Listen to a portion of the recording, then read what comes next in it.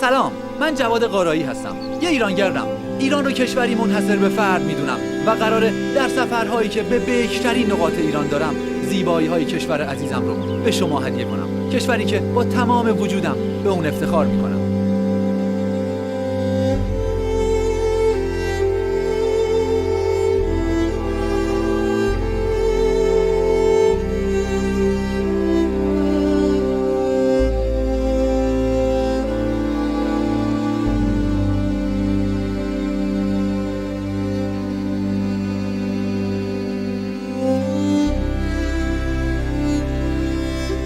سرزمین ما ایران یکی از قدیمی‌ترین کانون‌های شکل‌گیری تمدن در دنیا محسوب میشه. تاریخ اسکان بشر در فلات ایران به دوره پارین سنگی قدیم برمیگرده. پارین سنگی قدیم در ایران از 1 میلیون تا 520,000 سال قبل رو در بر میگیره و این یعنی قدیمی‌ترین نشونه‌های حضور انسان در ایران جان به حدود 1 میلیون سال پیش برمیگرده. اما قدیمی‌ترین نشونه‌های انسان یکجانشین یا همون روستانشینی در ایران مربوط به دوره نوسنگیه که به حدود 20,000 سال پیش میرسه. نخستین کانون‌های سکونت بشر در ایران در مجاورت رشته کوه‌های زاگرس و البرز شکل گرفته. یافتن زندگی بهتر در طول زمان مردمان این سرزمین رو وادار به جابجایی در اقلیم‌های متفاوت و تحمل سختی راه کرده. در این بین گروهی از اجداد ما سکونت رو برگزیدن، یکجانشین شدن و راه‌های گذران زندگی رو تغییر دادن. اما گروهی عشایر شدن و حرکت و کوچ رو انتخاب کردن و امروز هم همواره در حرکتن. در این پهنه گسترده نه تنها اقلیم‌های متنوع بلکه اقوام متعددی هم در طول تاریخ در کنار هم با دوستی زندگی کردند. فارس‌ها، کردها، لرها، بلوچ‌ها و بختیاری‌ها، ترک‌ها، تالش‌ها، ترکمن‌ها، قشقایی‌ها، عرب‌ها و بسیاری دیگر از اقلیت‌های قومی و گروه‌های نژادی کوچک اقوامی هستند که به این سرزمین هویت می‌بخشند. من این بار جایی از ایران جان رو برای سفر انتخاب کردم که خوب می‌دونستم بیشک دشوارترین سفر طول عمرم خواهد بود. جایی در بکرترین نقطه زاگرس میانی که با زیبایی‌ها و سختی‌هاش به خوبی آشنا بودم.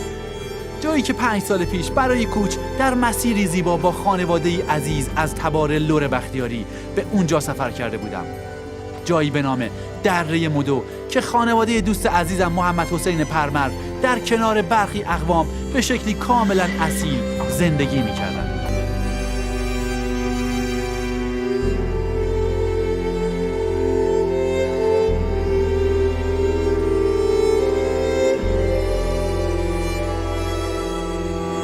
در سفر 5 سال پیش با محمد حسین و همسرش سکینه بانو و همینطور فرزندانش عیسی، موسی، الهام و ایران کوچولو روزهای زیادی زندگی کردم. 5 شبانه روز بارندگی و سیل رو تجربه کردم. در طول 15 روز چیزهای زیادی ازشون یاد گرفتم و در یک بازی محلی ربات صلیبی زانوی راستم پاره شد و پس از سفر مجبور به جراحی زانو شدم و 9 ماه روزهای سختی رو پس از جراحی تا به بهبودی گذروندم. هدف من از اون سفر همراهی در کوچ این خانواده عزیز بود، اما نتونستم تمام مسیر کوچ رو دوام بیارم چرا که درد زانو به من اجازه حرکت نداد و در نهایت با بالگرد اورژانس هوایی دسفول به بیمارستان منتقل شدم. حالا بعد از 5 سال دوباره به این منطقه اومدم تا این تجربه ارزشمند رو به دست بیارم و با همون خانواده کوچ ناتمومم رو به پایان برسونم. اما این بار مسیر برای رسیدن به خانواده محمد حسین دشوار بود، چرا که 2 ماه پیش اونها از دره مدو به بالا دست کوچ کرده بودن و مسیر سختی رو در پیش داشتم. من 1 روز تمام با خودرو مسیری کوهستانی و ناهموار رو پیمایش کردم و این تازه اول راه بود و از اون نقطه تا به سیاه چادر محمد حسین و خانواده‌اش راه بسیار طولانی و سختی پیش رو داشتم. من الان دقیقاً در انتهای دره تازه هستم. از شهر دسفول در استان خوزستان وارد منطقه دره تازه شدم که در حاشیه لالی قرار داره که البته خیلی هم راهش طولانیه و وارد دره تازه شدم. اینجا انتهای دره تازه است و از اینجا تازه سربالایی و سراشیبی من شروع میشه تا به خانواده محمد حسین برای کوچ برسم. امیدوارم که به شب نخورده برسم. امیدوارم.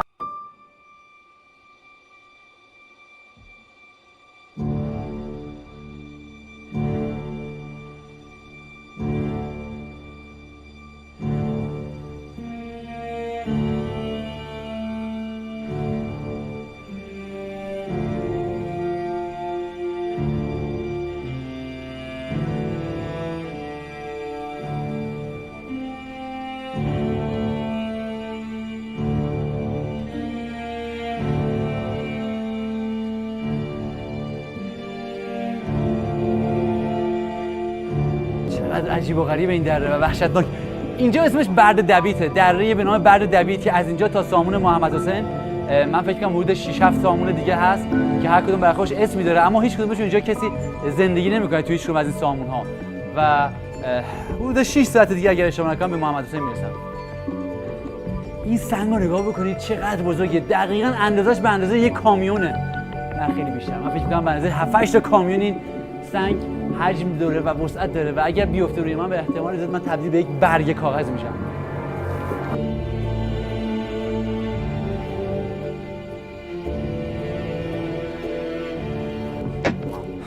مسیر راه مسیر بسیار بکر، زیبا و اسرارآمیزی بود.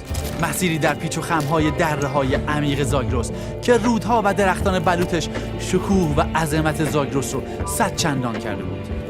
رشته‌کوه‌های زاگرس برخلاف رشته‌کوه‌های البرز از سن کمتری برخورداره، اما یالها و دامنه‌های اون شیب تندتری داره و رشته‌کوه بسیار وحشی و خشنی محسوب میشه. نمیدونی چقدر هیجان زدم برای این سفر، چقدر برنامه‌ریزی کردم برای این سفر، برای این کوچ با خانواده محمد حسین، با عشایر عزیز زلکی، با تاج‌میری‌های بزرگ و عزیز منطقه. این منطقه اونقدر زیباست و اونقدر منو شگفت زده کرده که در پوست خودم نمی گنجم. این دره ها، این جنگل ها، این درخت های بلوط، این صخره های بلند، چقدر بیمانند این زاگرس.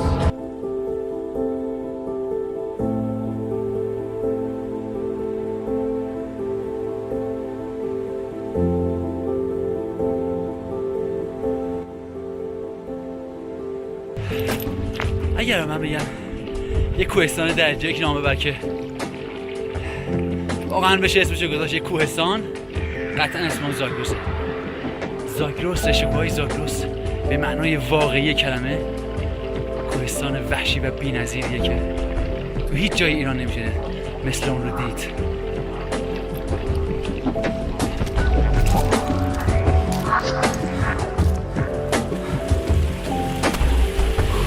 یه جایی توی جشنی، یه جایی توی گرده، یه جایی توی رسونه. این تنوع آدم رو دیوونه میکنه.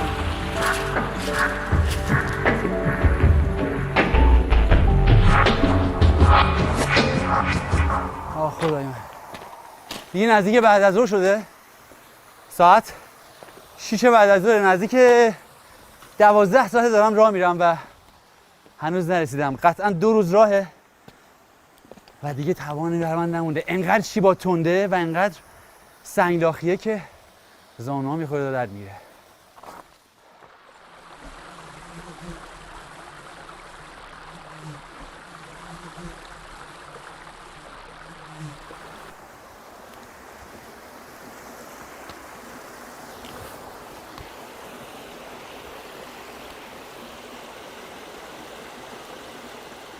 وای خدا، اینجا رو ببینید چقدر زیباست، چقدر لطیفه، لای این سنگ سفت.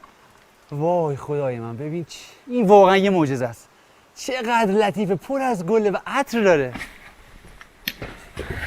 نگاه بکنید چقدر اینجا جالب. عشایر که از اینجا عبور میکنن سنگچین کردن، زیرشو پر از شاخه کردن، روشو سنگچین کردن و با 4 پا فکر میکنید چقدر مشکله. اونم 4 پایی که روشون پر از بار و بندیله و از اینجا میخواد عبور بکنن از دل این سنگ‌ها، از لابلای این دره‌ها و چقدر میتونه کار مشکلی باشه. خدای من. مسیر من یکی از مسیرهای کوچ ایل بختیاری بود و میون راه آثار کوچ به خوبی هویدا بود. این راه به مسیری گفته میشه که عشایر برای کوچ از منطقه گرمسیر به سردسیر و برعکسش از اون استفاده میکنن. مسیری که من در اون پا گذاشته بودم این راه مهم بسیاری از عشایر بختیاری از گرم سیر به سرد سیر بود. مسیری که طی هزاران سال آدم‌های زیادی رو به سمت ییلاق هدایت کرده بود و خاطرات زیادی رو از انسان‌هایی ساده و شجاع در دل داشت.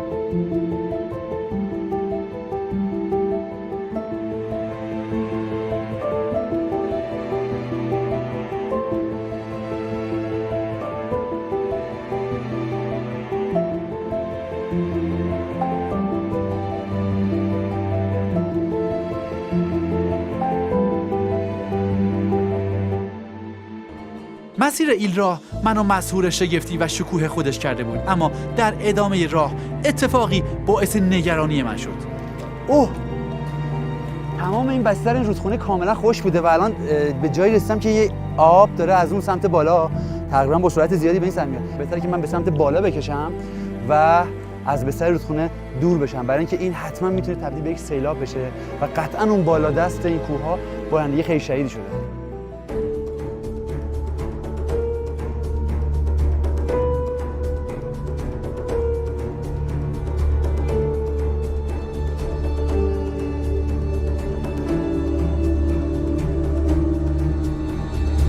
خوب می‌دونستم در پشت آرامش و زیبایی این اندک آب روانی که در کف این دره خوش در حال خودنمایی و خودشیرینی بود، چه انرژی و قدرت ویرانگری وجود داره.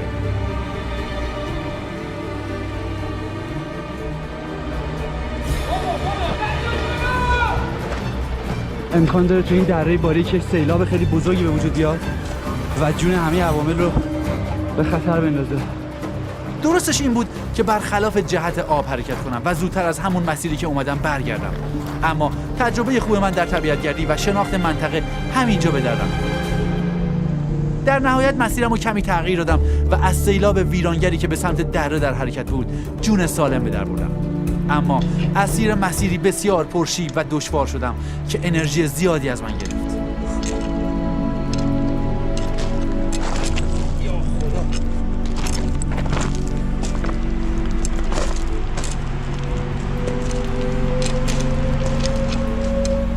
واقعا تو یعنی وسطای راه دیگه پشیمون شدم اینجا.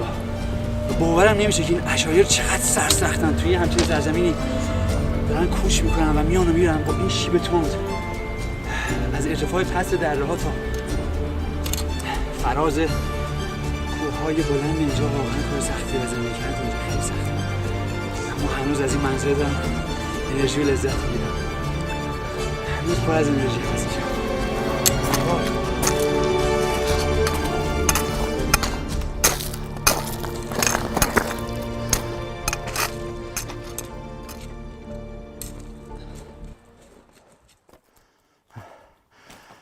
حدود 12-13 ساعتی دارم راه میرم تو این کوه‌ها و الان من درست وسط زاگرس میانی ام و یه جاییه که فکرش هم نمیتونید بکنید من الان کجا هستم. هر چی اومدم نرسیدم و قطعا 2 روز راه تا به محمد حسین و خانواده عزیزش برسم. بنابراین الان دیگه خیلی خسته شدم و قبل از اینکه دیگه سقوط آزاد بکنم بهتره که یه گوشه رو پیدا بکنم، بیتوته بکنم و شب همونجا بگذرونم تا صبح به مسیرم ادامه بدم.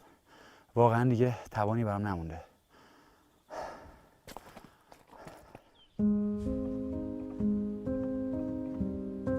در نهایت پس از 15 ساعت پیمایش راهی دشوار در کوههای زاگرس میانی به محمد حسین و خانواده‌اش نرسیدم و مجبور شدم در یک نقطه شبمانی کنم.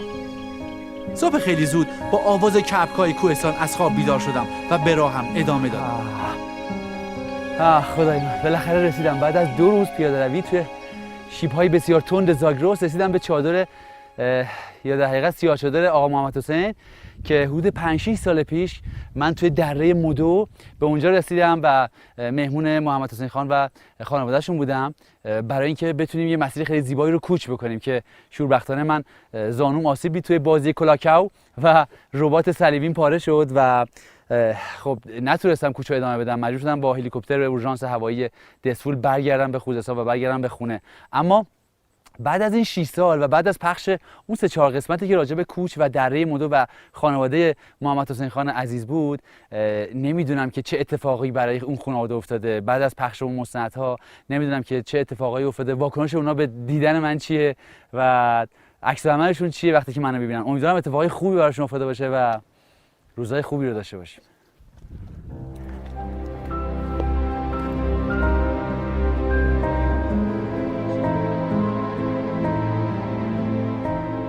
سلام محمد حسین خان، حالت چطوره؟ خوبی؟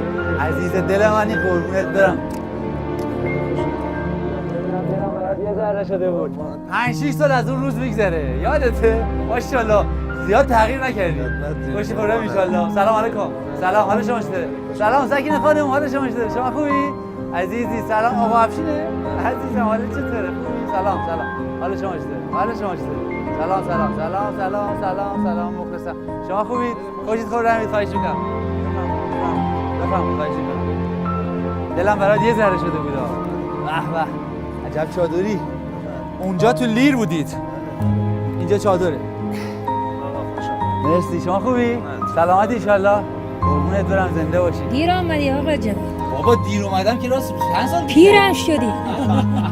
دیگه زمانه پیر میکنه دیگه. 5-6 سالی که گذشته و خیلی یادتون بوده این مدت چند دفعه خواستم بیام نشد، ولی راهتون هم واقعا راه سختی بود تا به اینجا رسیدم، ولی واقعا برای دیدن شما ارزش هر کاری رو داره. خسته نباشی. سلامت باشی، زنده باشی.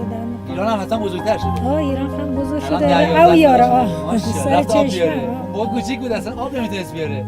آخرین کاری که ایران کرد تو اون موسی بزرگ شده، عیسی بزرگ شده، افشین بزرگ شده. آره ماشاءالله. من افشین ندیده بودم، الان برای اولین بار دیدمش. دیگه کمک خوبه. خدا رو شکر، خدا رو شکر. الان دیگه جمعتون جمعه و کمک خوب هست. زمان کم تعودی ما افتاد مرزامی دست مشکست. دیدم دستتو بستی. چرا؟ واقعا شکسته؟ شکست.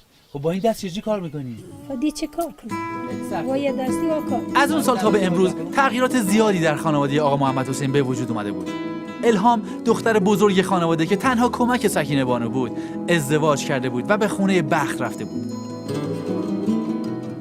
عیسی برای خودش مردی شده بود و با دختر عموش نامزد کرده بود. موسی هم بزرگ شده بود و حسابی تغییر چهره داده بود.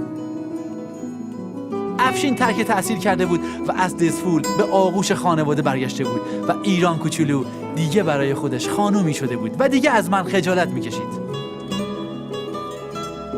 علی مثل سفر گذشته برای کوچ به کمک برادرش محمد حسین به اینجا آمده بود، اما این بار برادر کوچکتر هم یعنی حسن به کمک محمد حسین اومد تا فشار کمتری به افراد خانواده وارد بشه، چرا که این کوچ با کوچ 5 سال پیش فرق داشت و مسیر دشوارتری در پیش رو داشتیم. در کنار خانواده محمد حسین چند خانواده دیگه هم که از اقوامش به حساب می اومدن با فاصله 2-3 کیلومتر از هم زندگی میکردن و قرار بود با ما در کوچ همراه باشن. یکی از اونها خانواده جمعه، تک تیرانداز معروف طایفه بود که در سفر گذشته من به دره مدو تونست با 1 تیر هدف رو از پشت سرش بزنه.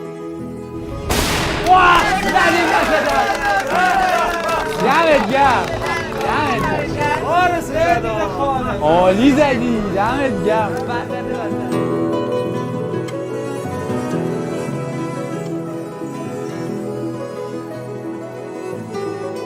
در سفر 5 سال پیش عکس‌های زیادی از این خانواده دوست داشتنی و اقوامشون گرفته بودم.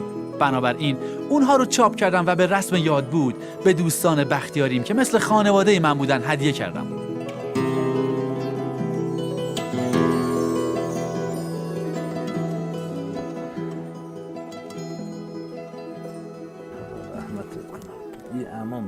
خدا رحمت رفته. عمه خانم فوت کردن؟ آره والله. من خبر نداشتم. رحمت خدا رفت. آخه همه با دیدن عکس‌ها خوشحال شدن و خاطرات خوش اون روزها دوباره زنده شد. اما خبر بد این بود که عمه خانم دیگه بینشون نبود. زینب عمه خانم حال شما چطوره؟ سلام لطفت کم نبود زنده باشی. خسته نباشم. خیلی ممنونم عمه جان. سلامت باشید.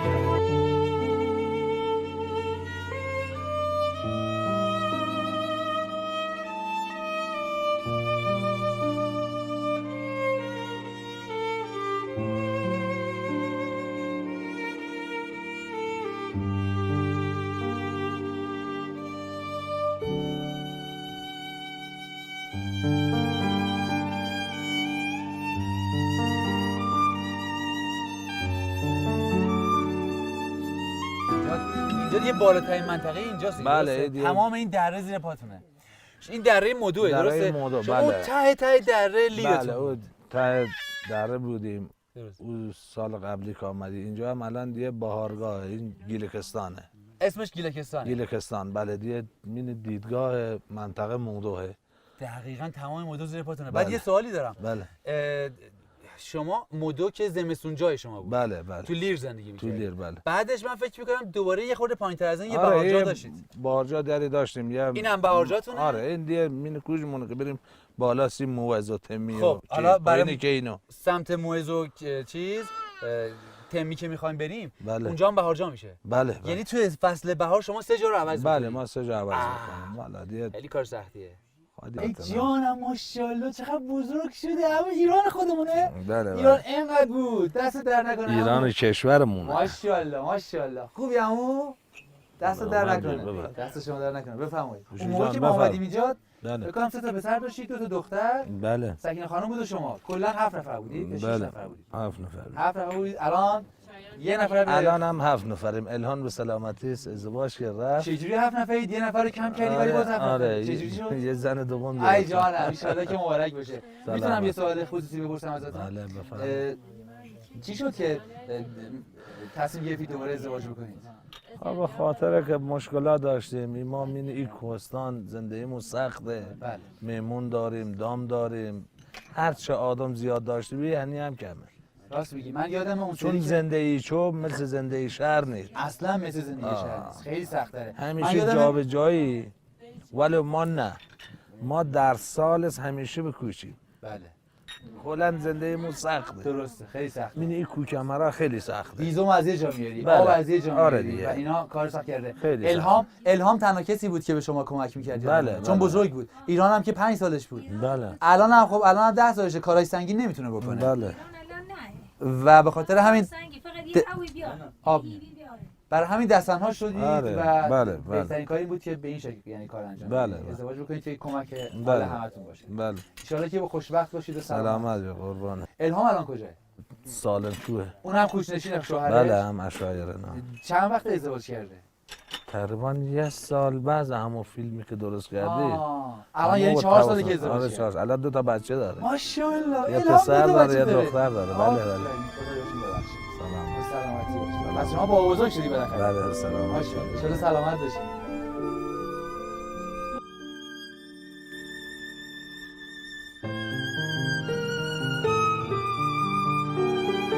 Aşkı sura dizaneste iko beskaneste iko sarzene beyay anaşko bosor pit farden oryay anaşko bosor pit kamutar gangwen ro khostane shushda jofte taponcha daroni mano شل کن و پر کن و نور دشمن نبین فرشته بین چاردر کل است نوشته بین گگم اشکم جونم ملار شیرم زدام ایبو به ایبو کر صدادام یا جو سلمو شیرم زدام اثار به اثار کر بعد از کمی استراحت با محمد حسین به حیات زیبای خونش یعنی طبیعت رفتیم تا کمی با هم صحبت کنیم. محمد حسین خان اسم این منطقه چیه؟ این منطقه موضوع این بلندی گیلکستانه. بلندی گیلکستان. چرا اسمش گیلکستانه؟ ربطی به گیلان داره؟ اولوفس همینا علافس همینه گیلکه. به اینا میگن گیلک. گیلکه دیگه بهش میگن گیلکستان. گیلکستان. آره بله. بعد مسیر کوچه ما فردا از همینجاست؟ بله فردا ما دیشو گوش میکنیم بریم بالا، از زنوراز بریم بالا، بریم سلیلی، از اینجا از آره. اونجا چقدر از این بلند ارتفاعش. بغل او خدایا. اشکفره خب بریم بالا تا قله کوه. قله کوه سرازیر بریم او بله. سمت موز. موز. بله موز. اون کوهی که پرش برفه اسمش موزه؟ بله او دنباله کینوه. اون جلبدانه. قله کینو کدوم میشه؟ بله همون قله کینوه. اونه. آخریه قله کینوه. آه. دیار سلواتی. چقدر برف داره. فکر کنم اونجا بله خیلی برف سرد داره. باشه. کلا برف داره. بله. صعودمون فکر کنم خیلی سخت بشه. بله فردا. خیلی برف داره. بفرمایید. آه خدا چه هوای خوبیه. آقا محمد حسین اینجا بیشتر کدوم طایفه ها تو این منطقه مودو و موعظ و گیلکستان کلا این منطقه رو بیشتر کدوم طایفه ها زندگی میکنن؟ جواد ایل اشایر که کلا ز این مسیر عبور کنن. ولی این ما- ایل راهه. آره ایل راه اصلیه. ایل اشایر. یکی از ایل راههای اصلی اینجاست. بله کلا راه اشایر همینه. درسته. ولی این منطقه مودو مال زلقی ها. ما اینجی باید بگیم که بله. ایل بختیاری اینجا زندگی بله. میکنه بله. که زیر مجموعه قوم لوره بله. و در نهایت ایل بختیاریه که میشه 4 لنگ و 7 لنگ سالنگ و هفلنگ و بعدش میشه تیره زلقی. زلقی بله. و مرحله بعدیش چی میشه؟ این جایگاه زلقی ها اونا به چند بخش تقسیم میشن؟ ما تقریبا 3 تا طایفیم که من این منطقه زندگی کنیم. بله. یکی بزرگان طایفمون که تاجمیریا با حسامیا بودن آها. که اونا خان بودن. بله. توی این منطقه زندگی کردن. بله. بعد دومی هم ما که تیره تشمال، بله. پرمر و مرادی. بله. بعد آخری هم تیره ولایتی، آها.